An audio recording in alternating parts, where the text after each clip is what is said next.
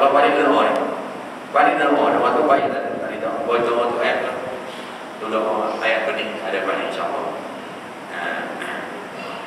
Tidak melakukan zina.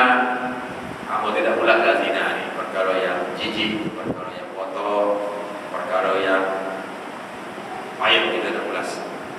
Tapi itulah musuh kuno. Contoh dia kata dalam misi Usamah tu ada gambar itu saja. Sebenarnya itu istilah musuh untuk melemahkan semangat orang Islam. Dia nak lemahkan umat Islam. Bunuh tu pun otak dah. Yalah kan tidak besar. Jangan kita percaya berita macam ini. Dan yang ketiga, semua berita itu adalah bohong dan palsu. Jangan kita masuk akal. Jadi kalau kita ada sifat benda itu, menyebabkan kita jadi lemah, lesu, tak mau lawan kafir. Ini satu perang psikologi, ulwa, perang psikologi, menyebabkan umat Islam tak berani nak lawan dia atau mencabar dia. Kenapa boleh kan? Musuh pandai main istilah ulwa, iaitu perang psikologi, supaya umat Islam lumpuh, lemah semangat, tak berani lawan kuasa kufar. Jangan kita percaya apa yang dikatakan oleh musuh. Semua itu bohong belaka. Wa may yaf'al zalika yalqa asama. Barang apa tindak sedemikian, tiga perkara tadi. Syirik, bunuh dan zina, itu dosa yang besar. Jadi al-kabair, dosa besar. Ini kita dosa besar. Dosa besar dibayar, bukan bergantung, mungkin beribu dosa besar. Tapi dosa besar ni lah itu. Yudha'af lahul azabu yawmal qiyamah. Azab diganda. Mana orang lain kena dosa, dia bayar 3 atau 7 atau 10. Gandaan dalam neraka itu dikenakan kepada yang bertindak tadi. Di mana kalau kita nak tahu, kita boleh baca Isra Mi'raj. Isra Mi'raj versi Melayu. Dia menterjemah Rasulullah SAW bila beliau diperlihatkan dalam neraka. Dalam neraka ni macam-macam jenis manusia. Yang ada bunuh orang, yang mengumpat, yang buka orang, yang zina, semua dapat dilihat. Yang makan riba dipertuntunkan oleh Rasulullah SAW. Itu menjelaskan pada ayat yang kita baca. Digandakan azab dalam neraka. Wal'ayyadzubillah. Azab ni kita jangan cabarlah. Kita hijau duri, bersakit, tak demai, naik bisu, berseminggu kita happy, jodi. Azab neraka ni bukan macam bisu, bukan. Tinggal duri, benda tak ada hoyak dengan perasaan.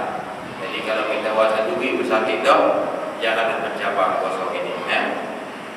Wa yakhlud fihi muhana, dan kekalah dan tempat hina ni selama-lamanya, terutama bab syirik.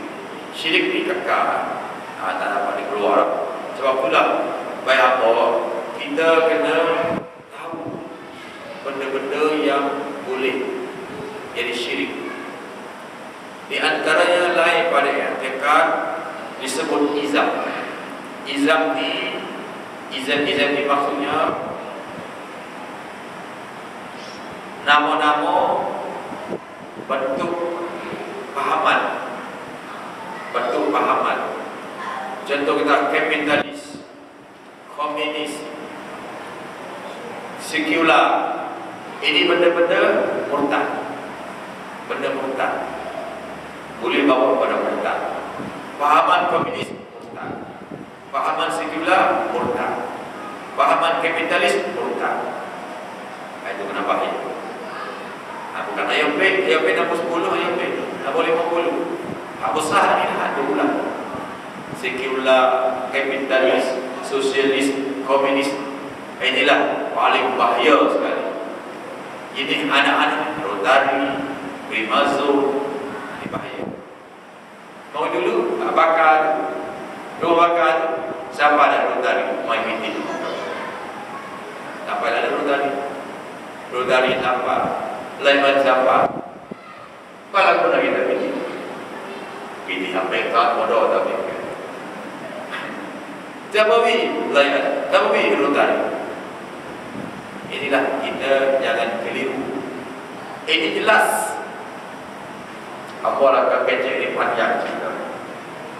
Kamu betul gini ya. Semasa umat Islam memerintah Baitul Maqdis beres, tak ada masalah. Satu ketika kita kalah, perang kita kalah, Baitul Maqdis diperintah oleh orang Kristian. Tentara Kristian bernama Knight Templar, kumpulan Knight Templar. Kumpulan telah geledah Baitul Maqdis, dikobek habis, dan mereka jumpa dalam kitab sihir, buku sihir yang disimpan oleh Nabi Sulaiman yang berumur 50,000 tahun yang dahulu.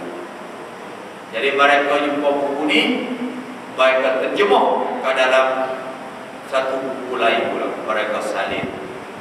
Jadi buku inilah menjadi ikutan, menjadi pujaan dunia barat sekarang, dalam bentuk nyanyian, bentuk ilmu sihir, bentuk pertubuhan, bentuk izam, semua cedok daripada buku sihir dilakukan.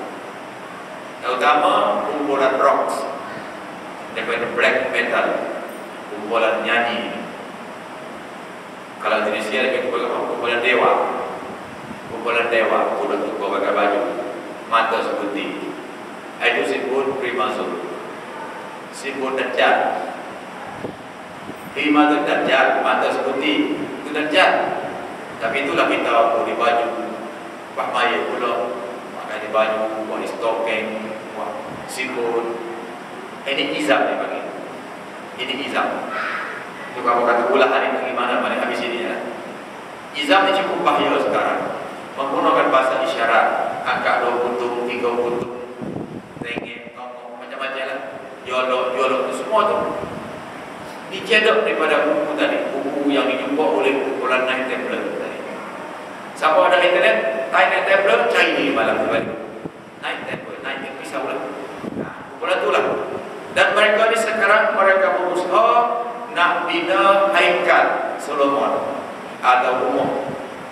Dia pun nama kuih Nabi Sulaiman, Solomon Temple. Tapi hakikat itulah rumah Dajjal sebenarnya. Hakikat itu rumah Dajjal. Haikal Sulaiman bunyi bagus, Solomon Temple. Hakikatnya itulah rumah Dajjal. Untuk buah mereka yang ada mata seputih akan berusir. Kalau mereka dengan korek dan merancang besar-besaran dan bina Solomon Temple. Itulah rumah terpaya tempat Baitul Maqdis sekarang. Selagi Solomon tak Temple ni tak kiamat lah. Tapi ke arah itu sudah ada sekarang. Ini usaha kumpulan Knight Templar. Walau mereka dibunuh pakai hidup-hidup, tapi mengikut mereka masih ramai di dunia barat. Sistem mereka mudah. Mereka akan bunuh semua raja dalam dunia. Knight Templar akan bunuh semua raja di dunia ini. Kalau di dunia barat tak ada raja yang bunuh boleh pilih. Yang ada British, Spain, Sweden, Denmark, apa puluh negara, Hungary, Austria pun belakang ada raja. Ini plan daripada kumpulan Knight Templar tadi. Itu nak kata becak, ini panjang. Ini izam kepahaman. Inilah masuk negara kita. Kita ni masuk sekular, ada komunis, ada Rotary, ada lain, ada tempat kita. Ini izam. Ini benda ni syirik. Yang lindung-lindung lah syirik. Siapa ikat, kena. Dia siapa? Bahaya Dia ada tanda dia. Kalau black metal masuk tempat dia, elok baju, boleh masuk. Dia tatu lah. Tatu di body. Di body ke, belakang ke, kening ke, dia tatu belakang. Itu tanda ahli dia. Black metal itu tanda dia ahli dia. Kalau tadi masuk, dia kumpulan dia. Karena sumpah dan sebagainya. Inilah yang kita melibatkan soal izam. Itu syirik tadi. Tuan sengaja dedak supaya kita lebih faham. Sifat 20 itu betul pada era sifat 20. Dia melibatkan Jabariyah, Qadariyah. Benda itu masa itu Lalu dah mulai pula masa kita ni. Benda yang sama tapi era kita. Era kita ni komunis, kapitalis. Satu lagi ilmu sains. Ilmu sains dia panggil autonomis, dia panggil autonomis berbuat. Autonomis ni satu pahaman baru, iaitu mereka bincang, mereka kupas perkara yang boleh nampak dengan mata kasar. Benda tak nampak, tak payah kupas. Ini banyak di barat, melibatkan ilmu sains. Mereka bahas dalam perkara yang nampak saja. Tak nampak, mereka tak boleh bahas. Tak boleh bukti pun tak tahu, tak boleh bahas. Tak nampak. Ini satu ajaran baru yang timbul di India Barat, melibatkan ahli sains. Kita berlama ada benda tu. Itulah kita pegang Islam, pegang betul-betul. Jangan terpengaruh dengan izam-izam pertubuhan-pertubuhan, terutama NGO. NGO ni banyak gila, tak betul. Jangan masuk jangan. NGO ni bahaya kan. Jangan masuk. Kalau saya Islam, jangan melibatkan NGO. NGO yang jahanam tu jangan masuk. Bunuh habilah kita. Dia kata bukan non-government, dia bukan kerajaan, tapi diam-diam kita ini ahli dia. Kalau tak ahli, boleh tak ahli, maya boleh ahli, ahli Cina ni. Kita ada Islam, tak payahlah masuk lain. Itulah ada sedikit, ada dedak ini benda tinggi sebenarnya, tapi sengaja lah di ruang kita faham tentang benda ni. Siapa minat boleh baca kitab Al-Mazahib wal-Mu'asarah, iaitulah izam-izam mazhab-mazhab atau bagian apa. Kita berapa aliran-aliran mazhab dalam dunia, macam-macam. Contoh aliran di India, nama din, nama millah, din millah, nama mazhab, nama satu aliran. Millah ni nama lupa orang pembinaan dia tu. Dia kalah, dia binisik. Dia orang Islam, dia beragama Sikh. Jadi dia payah benda hukum, tak beragama dia. Dia buat agama baru, agama din ni, millah ni campur aduk antara Islam dengan Sikh. Dia bini dengan Sikh, bunuh habis agama dia. Ini berlaku di India. Macam-macam cerita. Atau kalau boleh baca lah sejarah ni, insya-Allah kita akan lebih memahami situasi yang ada di pada mata kita. Illa man taba wa amana wa amila shalihan fa ulaika yubaddilu sayyi'atihim hasanat wa Allahu rahimah. Malaikat dia orang bertaubat dan amal soleh daripada jinayah tadilah. Itu jinayah kalau buat terang-terang tidak bertaubat.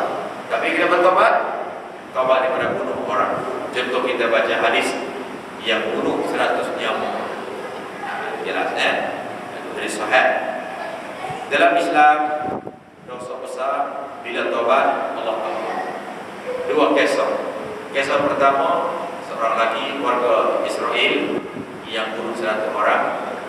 Yang kedua, makhluk Islam, al-Islami, dia berzina dengan Rasulullah dan dia mengaku dia Rasulullah, dan Nabi akhir jatuh hukuman, yaitu rajam sampai mati. Islam. Waktu sembahyang, Sayyidina Umar berlima.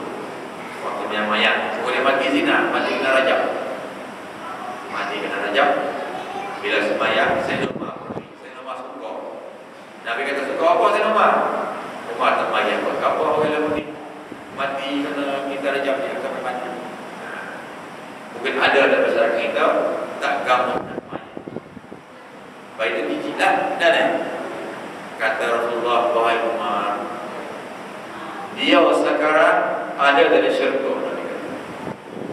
Dia sudah masuk syurga, dia sudah bertaubat dan insaf Allah terima taubatnya.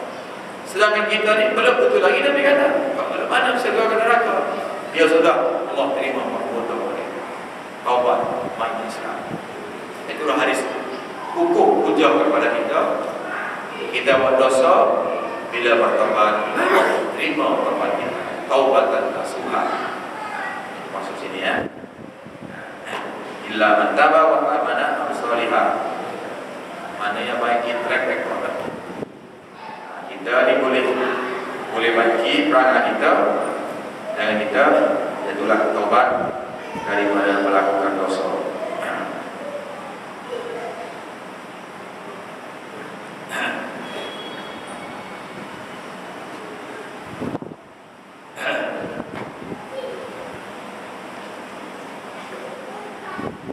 Fa'ulaika yubaddilullahu sayyi'atihim hasanat wa kana Allahu ghafurur rahim. Di sini pula konsep kebaikan boleh menghapuskan dosa. Kebaikan ini boleh menampung, boleh mengatasi dosa yang kita buat. Suatu orang kafir bila dia mengucap kalimah syahadat, dosa dia terhapus sama sekali. Itulah kelebihan umat Islam. Bila masuk Islam, dosa dia terhapus sendiri. Illa dain, malaikat tak dihapuskan. Wa kana Ghafurur Rahim, Allah Maha Ampun lagi Maha Penyayang. Kalau dosa kita sebanyak bintang di langit, sebanyak pasir di bumi, Allah akan ampun. Jangan kita kata ampun ini banyak dosa buat apa itu. Tak faham konsep Allah Ghafurur Rahim, Allah Maha Kaya, Allah Maha Pengampun. Kalimah Maha ini daripada bahasa Urdu, bukan bahasa Melayu. Maha di mana? Agung. Allah agung, Allah big. Dari semua perkara termasuk ampun dosa. Ampun dosa sifat Allah, sifat Ghafur, bukan manusia. Dalam Islam Allah yang berhak ampun dosa. Tapi agama Kris, agama Kristian, pendiri yang berkuasa ampun dosa. Itu inayah mereka rompok Allah Ta'ala dipakai kepada manusia. Wa man taba wa amila salihah, barang siapa bertobat dan amal soleh. Ulang dua kali ayat, ulang di mana taukid. Mana boleh kita boleh bangkit kita macam kain kita kalau buat kotor kita basuh guna korok putih semula. Baiklah kita buat dosa, kita tobat, maka jadi segede cuci semula. Cuci semula, hasil kita cuci dosa kita. Cuci dosa dengan tobat. Tobat itu dia akan jernih semula hati kita. Apabila ulang tobat ni ada mengajar tobat. Ada buku mengajar saya malam atau apa tidak suntuhlah ibadat yang mata usia. Ambil orang ulang mengajar agak malam-malam. Dia mata pakar pakar semaya pada pakar puasa pada apa tidak suntuh pada bagi pada orang tersuntuh. Gitu. Fa innahu yatubullahi mataba. Itulah taubat benar-benar kepada Allah Taala. Mataba di tempat taubat ialah Allah. Hakullah dengan dari Allah Taala. Hakul Adam melibatkan anak Adam. Apa nak berarti sedikit? Bila manusia sudah lalu siratal mustaqim, sudah lalu ni, lalu ke sana dah. Mana lalu ni orang yang garanti di syurga dah ni, hak garanti syurga dah ni. Kita masih ada setempat lagi disebut qantur atau roblok. Tempat roblok nama qantur, qaf nun ta ta wa ura ta qantur. Ini blok terakhir. Blok ni bagian pasul qada, iaitu dosa sama kita. Hutang tak bayar, umumkan, duduk ke mulut aku. Di sinilah kontur. Di sinilah lambat syurga sini. Kalau kita tak ada apa-apa, proses kita cepat masuk syurga. Tapi kalau banyak kes, sinilah kita akan lambat sini. Sini tak lambat ni. Nak cari dollar. Duk mana tahu dollar ni juga kalau tahu lah nak bayar hutang mula. Nak cari mama, nak cari melah. Duk mana tahu melah tak jumpa cari. Inilah kontur inilah pasul qada, iaitu inayah manusia dengan manusia. Ini istilah siratal mustaqim. Biasa apa sini semua yang tulis dengar apa doang. Tak sampai ke sini. Ini kontur ya. Dengar cerita ni. Dengar oh ceramah Pak Mi. Padahal lagi rasanya. Tu baca Pak Maya tak apa sini. Sikit lagi walladzina la yashhadun. Nah, ini masuk ke panas. Dan mereka juga ibadur rahman tidak mau melibatkan saksi bohong. Saksi bohong. Ini jinayah kemanusiaan, jinayah Islam, saksi bohong. Orang boleh masuk jin, orang penjinayah boleh lepas daripada penjara kerana saksi bohong. Jangan. Islam jangan bela kebatilan. Jangan membela, memihak kepada kebatilan. Iaitulah saksi bohong. Banyak dalam mahkamah sumpah api-api, semua ni bohong lah. Menyebabkan orang itu kena masuk jin atau lepas pada jin kerana saksi bohong. Wa idza marru bil lagwi marru kirama.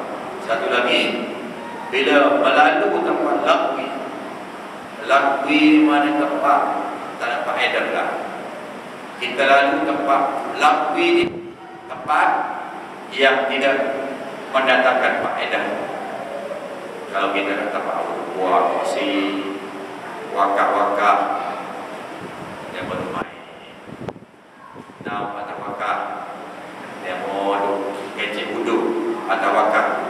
Kita lalu saja. Jangan tumpang sebuti, tumpang sepinggan jangan.